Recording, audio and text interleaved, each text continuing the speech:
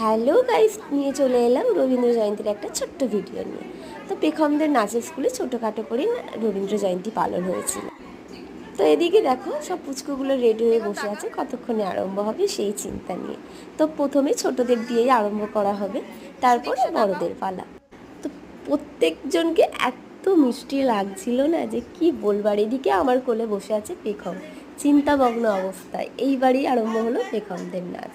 তো পেখমের নাচের ভিডিও দেখার জন্য তাড়াতাড়ি আমার চ্যানেলটাকে সাবস্ক্রাইব করো। তারপর এদিকে দেখো, পেখম একটা ছোট্ট আবৃত্তি করলো, অর্ধেকটা যদিও বা ওর মুখস্থ ছিল না। আমার এইটুকু ছোটোখাটো পেখম যতটুকু বলেছে যথেষ্ট। তো তোমরাও একটু শুনতে থাকো পেখম কি বললো।